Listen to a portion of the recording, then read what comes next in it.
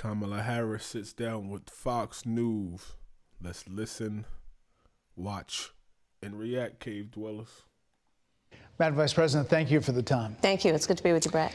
You know, voters tell pollsters all over the country and here in Pennsylvania that immigration is one of the key issues that they're looking at this election, and specifically the influx of illegal immigrants from more than 150 countries. How many illegal immigrants would you estimate your administration has released into the country over the last 3.5 years? A lot. Well, I'm glad you raised the issue of immigration because I agree with you. It is a topic of discussion that people want to rightly have. And you know what I'm going to talk about. Yeah, but right now, just a number. Do you think it's 1 million, 3 million? Brett, let's just get to the point. She's going to mention Donald Trump before she answers. Okay, the point is that we have a broken immigration system that needs to be repaired. So your Homeland Security Secretary said that 85% of apprehensions. I'm not finished. We have an immigration system. It's a rough estimate of 6 million people have been released into the country. And let me just finish. I'll get to the question, I promise you. I was beginning to answer. She didn't want to say an exact number already. Wow, this is how this is starting off already. That's how he is out the gate. And when you came into office, your administration immediately reversed a number of Trump border policies. Most significantly, the policy that required illegal immigrants to be detained through deportation, either in the U.S. or in Mexico. And you switched that policy. They were released from custody awaiting trial. So instead, included in those were a large number of single men, adult men, who went on to commit heinous crimes. So, looking back, do you regret the decision to terminate Remain in Mexico at the beginning of your administration? At the beginning of our administration, within practically hours of taking the oath, the first bill that we offered Congress, before we worked on infrastructure, before the Inflation Reduction Act, before the CHIPS and Science Act, before the bipartisan Safer Communities Act, the first bill, practically within hours of taking the oath, was a bill to fix our immigration system. Yes, ma'am. It was called the U.S. Citizenship Act of 2021. Exactly. It was essentially He's showing he know both sides. Look, he about to quote the bill now. She brought it up. Now it's okay. He can go to it. Pathway to citizenship for the... Finish? Yes, ma'am.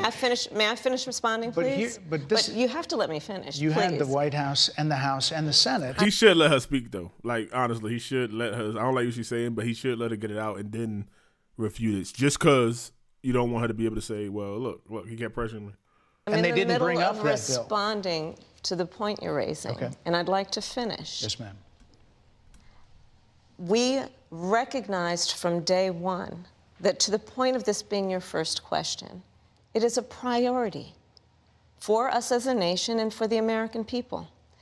And our focus has been on fixing a problem. And from day one, then, we have done a number of things, including to address our asylum system and put more resources, getting more judges, what we needed to do to tighten up penalties and increase penalties for illegal crossings, what we needed to do to deal with points of entry between border entry points. That's the work we did, and we worked on supporting what was a bipartisan effort, including some of the most conservative members of the United States Congress, to actually strengthen the border. That border bill would have put 1,500 more border agents at the border, which is why I believe the Border Patrol agents supported the bill. It would have allowed us to stem the flow of fentanyl coming into the United States, which is a scourge affecting people of every background, every geographic location in our country, killing people. It would have allowed us to put more resources into prosecuting transnational criminal organizations, which I have done as the Attorney General, former Attorney General of a border state. Madam Vice President, a couple of things. Prosecuted trafficking of drugs, guns, and human beings. And Donald Trump, but let me just finish. 6 Democrats voted against that bill. Learned about that bill and told them to kill it because he news update, 6 Democrats voted against the bill. Why? For to run on a problem instead of fixing a problem. And in this election, this is rightly a discussion that the American people want to have. And what they want are solutions, and they want a president of the United States who's not playing political games with the issue, I hear you. but actually is focused on fixing it. 6 Democrats voted against that bill. It would have allowed 1.8 million illegal immigrants into the country a year. A lot of concern. Well, we got Bernie Sanders voted against. Listen, most things that Bernie Sanders vote against, I would vote against too. Tell you that. Booker, New Jersey, shout out my hometown, Irvington, Butler, California, Padilla, Democrat, California, Arizona, where we at now. Wait, oh, that's crazy. Markey, Senator. Conservatives had a problem with it. These are the 6 Democrats. But more importantly, back to the original premise, Jocelyn Nungari, Rachel Morin, Laken Riley, they are young women who were brutally assaulted and killed by some of the men who were released at the beginning of the administration, well before a negotiated R.I.P. to these women. Bipartisan bill. Former President Clinton actually referred to Laken Riley Sunday, campaigning for you in Georgia, saying if those men had been properly vetted, Laken Riley probably would not have been killed. So if it wouldn't have happened, this is well before any... I doubt if Clinton used it in that way, the way he just turned it and phrased it. negotiation. This is well before Donald Trump got involved in the politics. This is a specific policy decision by your administration to release these men into the country. So what I'm saying to you, do you owe Brett, those families an apology? Let me just say, first of all, those are tragic cases. There's no question about that. There is no question about that. And I can't imagine the pain that the families of those victims have experienced for a loss that should not have occurred. So that is true. It is also true that if a border security had actually been passed 9 months ago, it would be 9 months that we would have had more border agents at the border, more support for the folks who are working around the clock trying to hold it all together. Madam Vice President. To ensure that no future harm would occur. And this election in 20 days will determine whether we have a president of the United States who actually cares more about fixing a problem, even if it is not to their political advantage in an election, because there was a solution, Brett. Madam Vice President, it was a policy decision in the early part of your administration. I will let one of the mothers talk about it. Take a listen. Because of the Biden-Harris administration open border policies catch and release, they were enrolled in the Alternatives to Detention program. This meant that they were released into the United States. It was not even a full 3 weeks later that they would take my daughter, Jocelyn Nungari's life. I believe the Biden-Harris administration open border policies are responsible for the death of my daughter. That's the early days. That's big. So That's do you crazy. owe them an apology is what I'm saying. I will tell you that I am so sorry for her loss. I am so sorry for her loss. Sincerely. But let's talk about what is happening right now with an individual who does not want to participate in solutions.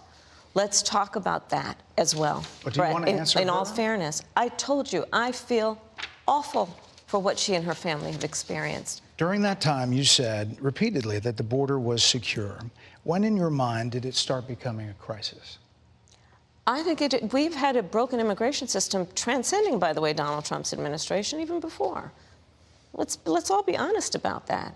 I have no pride in saying... That's good. See, he brought up a bad situation to 3 people, which is bad, which is awful, and she couldn't put it on Donald Trump either and say, I blame you, because they did it and passed it. So she's like, no, it's greater than Trump. Like, way before him, too. Like, we got to be honest. Like, I see the middle ground, like we try to see here, but she's not. She's really just like, hey, I can't put it on him. Let's just get past this. It's just bad. I think that this is a perfect immigration system. I've been clear, I think we all are, that it needs to be fixed. We need more. I was just down at the border talking with border agents, and they will tell you, and I'm sure you probably, I know you investigate and you are a serious journalist. They will tell you, we need more judges. We need to process those cases faster. We need the support for those cases that should be prosecuted. They need more resources, and Congress ultimately is the only place that's going to get fixed, Brett. Well, that's how this system works. That's the premise of this question. But There were that's how the 90 system plus works. executive orders that were rescinded in the first days. Many of those were Trump border policies. I'm not going to stay here because there's other things to talk about, but you frequently talk to the Border Patrol Union for support of that bipartisan bill, and they did. They supported it. But they also just endorsed Donald Trump and said, you've been, quote, a failure with border security. Why do you think they said that? I think they're frustrated, and I get it. They want support. They want support, and that's what that border So why haven't you been giving it to them if they want support? She's blaming it on Congress. security bill would have done. These guys down at the border, these men and women, they're working hard. They're working around the clock. So she say Donald Trump stopped that bill, right? With his cronies and told them. So wouldn't they be mad at Donald Trump then? Right? If she was going to pass it, they're like, oh, we need support, man. Would they be like, fuck Donald Trump, he's making this political and he's stopping it. Hey, we with Kamala, pass it now. No, they say, hey, forget her, vote Trump. I get it. There's a lot of people that look back at what you said in 2019 when you first ran for president. And there have been changes, and you've talked about some of them. When it comes to immigration, you supported allowing immigrants in the country illegally to apply for driver's license, to qualify for free tuition at universities, to be enrolled in free health care. Do you still support That's crazy. those things? Listen, that was 5 years ago, and I'm very clear that I will follow the law. I have made that statement over and over She didn't say no. again, and as Vice President of the United States, that's exactly what I've done, not to mention before. If that's the case, you chose a running mate, Tim Walz, governor of Minnesota, who signed those very things into state law. So do you support that? We are very clear, and I am very clear, as is Tim Walz, that we must support and enforce federal law, and that is exactly what we will do. Trump would have been like, if you asked him about Vance, Trump would have been like, well, that's what Vance thinks. I haven't had a conversation with him about it, but I don't think that. They were two different people. It's okay not to think the same, but he's going to follow my order. He's going to follow my lead. I'm ultimately, at the end of the day, the commander-in-chief. He's my secondary. He's there for me, my right-hand man, but I ultimately make the decision. We don't have to agree 100%. I'm sure you don't agree 100% with Fox every time. That's what she should have said, but she ain't quick on her feet like that. She had a teleprompter. So decriminalizing border crossings, like you said in 2019. I do not believe in decriminalizing border crossings, and I've not done that as vice president. I will not do that as president. So these are evolutions that you've had. But let's be very clear. I'm the only person who's running for president who has prosecuted Transnational organizations. transnational criminal organizations, from the Sinaloa cartel to the Guadalajara. Let me know in the comments right now, how many times have you heard Kamala say transnational organizations? Let me know how many times you heard that. Guadalajara cartel. Transnational criminal organization, to be specific. To people who have trafficked in guns, drugs, and human beings. I have spent a significant part of my career going after people who present a threat to the safety of the American people and cross our border with the intent of doing us harm and cross our border illegally. And I will do that work as vice president. I take that work quite seriously.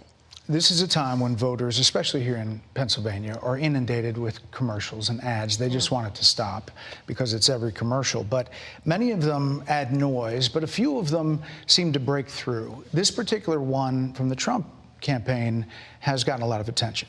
Kamala supports taxpayer-funded sex changes for prisoners. Surgery. For prisoners. For prisoners. Every transgender inmate in the prison system would have access. So are you still in support of using taxpayer dollars That's to help a lot of prison tax inmates money. or detained illegal aliens to transition to A another whole gender? lot of money. I will follow the law, and it's a law that Donald Trump actually followed. You're probably familiar with, now it's a public report, that under Donald Trump's administration, these surgeries were available on a medical necessity basis to people in the federal prison system. And I think, frankly, He's asking, do you agree with it? You can say, no, I don't agree with it, but it's the law, I'm going to follow it. There's a lot of things you don't agree with, but hey, it's the law. If you're a law-abiding citizen, that's what you do, follow the law. But that don't mean you agree with it. She ain't answering the question. That ad from the Trump campaign is a little bit of like throwing, stones when you're living in a glass house. The Trump aides say that he never advocated for that prison policy and no gender transition surgeries you know what? You got to take responsible for what happened in your administration. Yeah, no surgeries happened in his presidency. It's in black and white. Would you still advocate for using taxpayer dollars for gender reassignment surgeries? I will follow the law, just as I That's not answering the question. But you have I think Donald Trump would say he did. You would have a say as president. Like I said, I think it's real. He spent $20 million on those ads. He did. Trying to create a sense of fear in the voters because he actually has no plan in this election that is about focusing on the needs of the American people. Whereas, at $20 million on that ad, on an issue that, as it relates to the biggest issues that affect the American people, it's really quite remote. And again, his policy was no different. Look at where we are, though. They say on plans for the American people, we'll I'm offering a plan to deal with affordable housing. I'm offering a plan to deal with what we need to do to strengthen small businesses, which are the backbone of America's economy.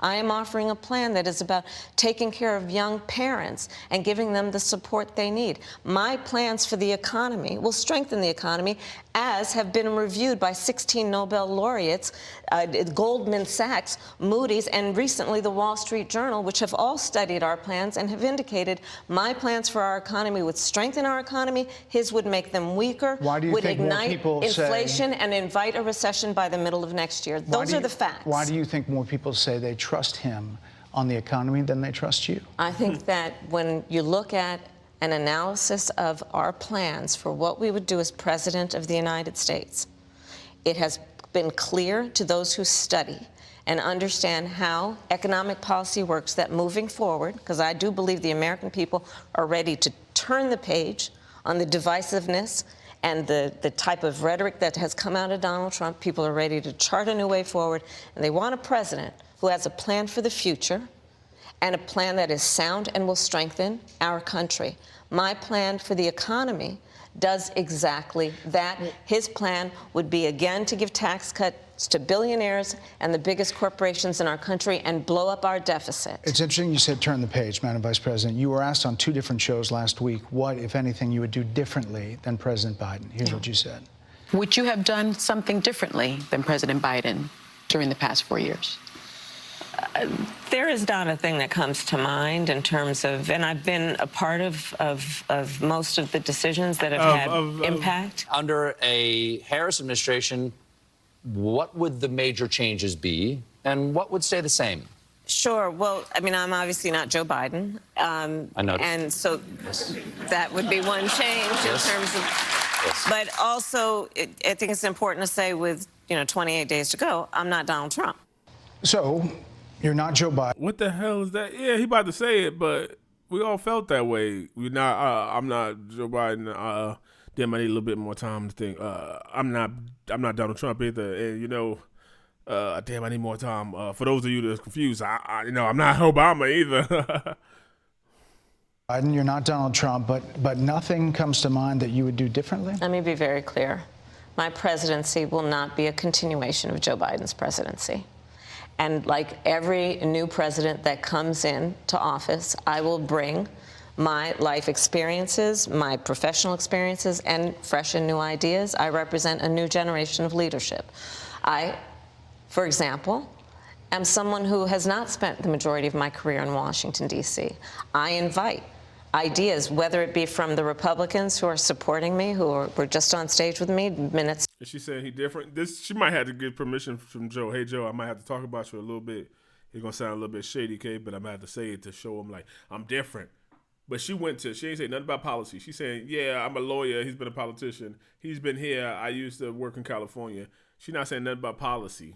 She's saying about personality. Yeah, we know you're different. I know you're a woman. Ago, and the business sector and others who can contribute to the decisions that I make about, for example, my plan for increasing the supply of housing in America and bringing down the cost of housing, addressing the issue of small businesses, which is about working with the private sector to bring more capital and access to capital to our small business leaders, including my plan for a $25,000 down payment assistance for first-time home buyers and for small businesses, extending the tax deduction from $5,000 to $50,000. We've heard a lot about those plans in recent days. Your campaign slogan is a new way forward, and it's time to turn the page. You've been vice president for 3.5 years. So what are you turning the page from? Well, first of all, turning the page from the last decade in which we've been burdened with the kind of rhetoric coming from Donald Trump that has been designed and implemented to divide our country and have Americans literally point fingers at each other. Rhetoric and an approach to leadership that suggests that the strength of a leader is based on who you beat down instead of what we all know. The strength of leadership is based on who you lift up. The strength of an American president, which is one who understands that the vast majority of us have more in common than what separates us. Madam Vice President, more than turning the 70% of people that is tell about pollsters, turning the page on You didn't fall from a coconut tree? rhetoric that people are frankly exhausted of, Brett. More than 70% of people exhausted. tell the country is on the wrong track. They say the country is on the wrong track. If it's on the wrong track, that track follows 3.5 years of you being vice president and President Biden being president. That is what they're saying, 79% of them. Why are they saying that? If you're turning the page, you've been in office for 3.5 years. And Donald Trump has been running for office. But you've been the person holding the office. Come on. Madam You Vice and I President. both know what I'm talking about. You and I. No, what? Did you hear that? She didn't even know what the fuck she was saying. She had to backtrack and say, you know what I'm talking about. You know what I'm talking about. In the office. Come on. Madam You Vice and I President, both know that if you're turning the page, you've been in office for 3.5 years. Watch this, look. And Donald Trump has been running for office. But you've been the person holding the office. Come on. Madam You Vice and I President. both know what I'm talking about. You and I both know No, what I'm we talking I actually about. don't. What are you talking about? What I'm talking about is that over the last decade, Yo, he got balls on him. Yo, a lot of people be afraid to go back to it. Oh my God, that's a lack of respect. That's when you know this man. But even if you don't think he believes he's sonning her, to ask that question again like that, no, I actually don't. What are you talking about? We're gonna watch that again. Look at her face.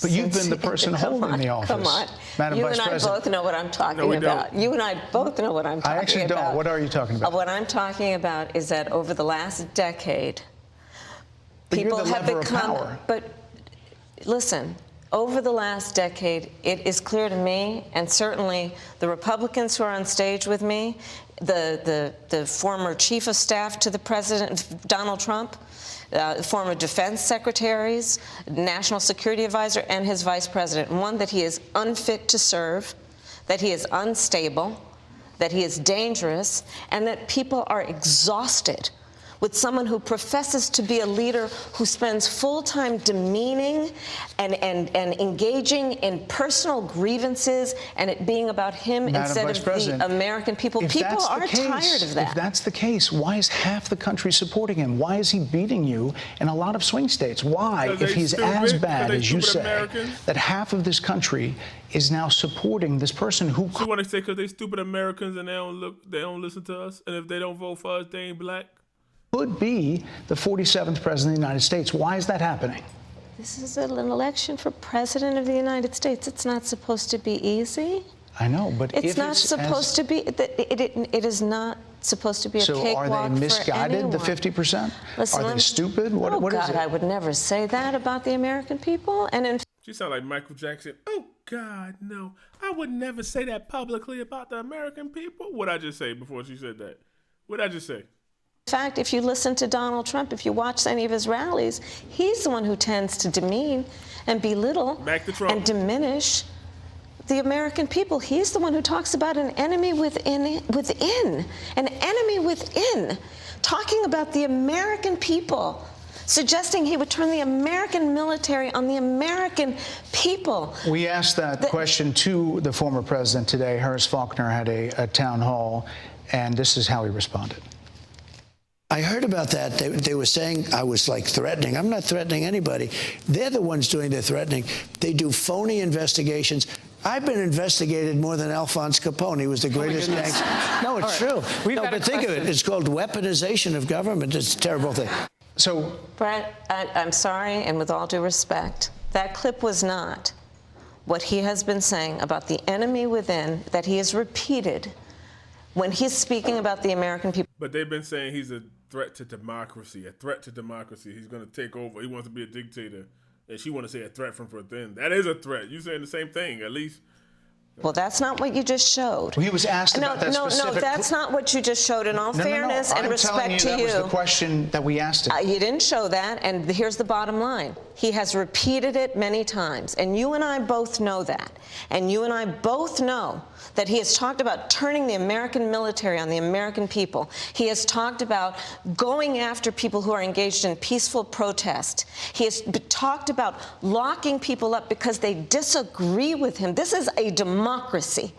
And in a democracy, the President of the United States, in the United States of America, should be willing to be able to handle criticism without saying he'd lock people up for doing it. And this is what is at stake, which is why you have someone like the former chairman of the Joint Chiefs of Staff saying what Mark Milley has said about Donald Trump being a threat to the United States of America. He's quoted in the Bob Woodward book that way, yes. Let me ask you this, Madam Vice President. You call Donald Trump... the significance of that. You call Donald Trump... he's misguided. You say now he's unstable. He is unstable, Brett. He's not well. You say he's mentally He's about to go to the assassination attempts. Not stable. He's not stable. Let me ask you this. You told many interviewers that she don't see this coming. This is how unprepared. We see it coming, but she don't. Joe Biden was on his game, that ran around circles on his staff. When did you first notice that President Biden's mental faculties appeared diminished? You hit Biden, too. Look. Joe Biden, I have watched from the Oval Office to the Situation Room, and he has the judgment and the experience to do exactly what he has done in making very important decisions on behalf of the American people. There were no concerns raised? Brett, Joe Biden is not on the ballot. I understand. And Donald Trump But you talked about it. And Donald Trump After George Clooney... Shouldn't it almost be her duty to take office? Like, if the president is really mentally ill and mentally unstable and mentally unfit, shouldn't the vice president raise an alarm and say, yo, no, he's mentally unfit. I need to take over. She would be looked at by the American people with so much more, but she don't want that. She don't want to upset nobody. Said within a few minutes of talking to President Biden at a fundraiser that he thought this was not the same Joe Biden that we saw on the debate stage. Donald Trump is on the ballot. I understand. You met with him at least once a week for 3.5 years. You didn't have any concerns? I think the American people have a concern about Donald Trump, which is why the people who know him best... You're not going to say no to that? Including... Yo, Democrats, I only want to talk to the people that's going to vote for her. You don't have a problem with her answering it that way? You don't have a problem with her answering this with that and not saying no? Are you crazy?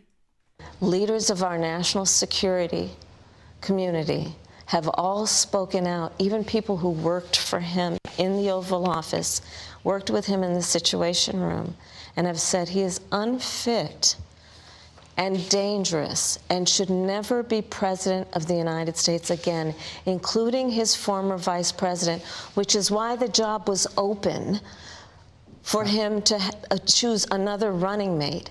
So that is a fact. That is a fact. Madam Vice President, two more things. You were asked on 60 Minutes about the biggest threat that the world faces, that the U.S. faces. This is what you said. Which foreign country do you consider to be our greatest adversary? I think there's an obvious one in mind, which is Iran. Iran has American blood on their hands, okay? This attack on Israel, 200 ballistic missiles. What we need to do to ensure that Iran never achieves the ability to be a nuclear power, that is one of my highest priorities. Oh, boy. A number of experts thought you would say China. The FBI director had said that. But you said Iran. If that's the case, what do you say to critics who look at the actions of your administration and say you're not acting like Iran is the #1 threat? Well, I will tell you most recently, whether it was in April or in October, in the several hours on each occasion, that Iran posed a threat to Israel. I was there, most recently in the Situation Room, in the most recent attack, working with the heads of our military and doing what America must always do to defend and to support Israel in its requirement to defend itself, and to give American support to be able to allow Israel to have the resources to defend itself against attack, our tax dollars, including from Iran and Iran's terrorist proxies in the region.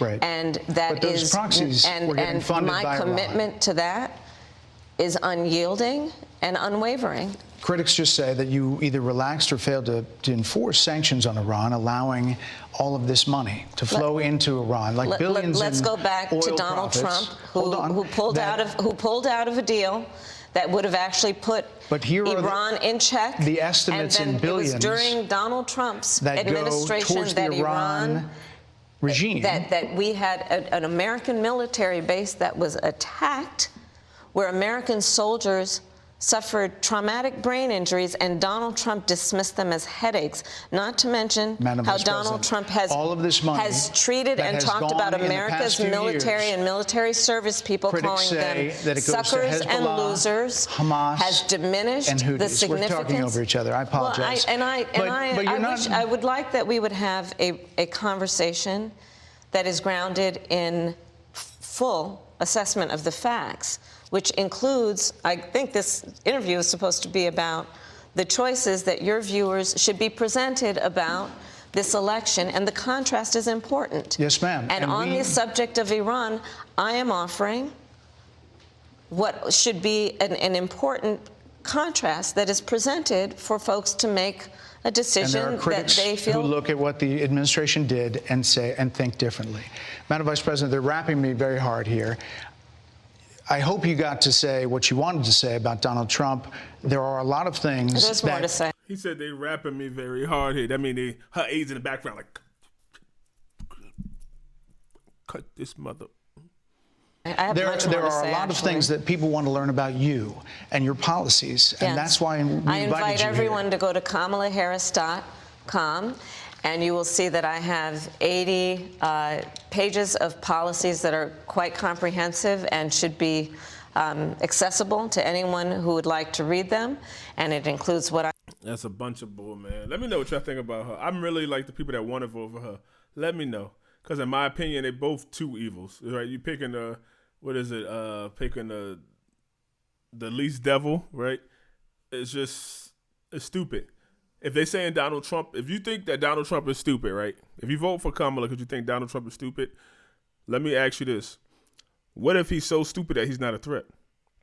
That 4 years with him, we'll just be in maybe a better position, but damn sure not a worse position. And he's America first. So that means even though he's doing stupid stuff, he's the one actually be trying to get us money. Right? It's the thought that counts, I guess. But with her, she's so smart that she will purposely destroy us. It's like if you think of Hitler. Hitler is one of the most evil people that we know from history. The go-to guy. If you say name the top 5 evil people in the world, you would say Hitler. And then other people, Genghis Khan or something, I don't know. But you can't say he was stupid, right? You can't do that being stupid. You can't take over a country and use their military and change the Constitution in order to be a dictator if you're stupid. So believe him. Like they say, believe what he say. He's stupid. He's so stupid that even if he wanted to become a dictator, he wouldn't know how. You think a billionaire is going to be supporting him and he's going to become a dictator? Elon has over $200 billion. Trump, they say, may have $2 to $3 billion or something like that. If that. If he ain't inflating his numbers. $2 to $3 billion. Let's say if he got 5, just to round it out. He got $5 billion, okay? Elon got $200 billion. You got $200 billion and you going to make somebody a dictator, it's going to be your goddamn self. And Elon will run if it was that easy. If he's like, oh, wait, you know what? Trump could become a dictator if he do that, and have them do this, and this Project 25 plan, he going to become a dictator. Oh, this is a pretty good plan. He would run for goddamn president then and become the dictator. They'd be like, oh, you know what? That's not a bad idea. Let me do it. Not help him do it. Come on. Get real. Trump is so stupid that he won't do nothing then. And when he steals from his piece of the pie, it's going to trickle down to us America. She trying to give everybody else, Israel. It don't matter what side you on with the Israel, Iran shit, like Israel, Gaza. They spending our money.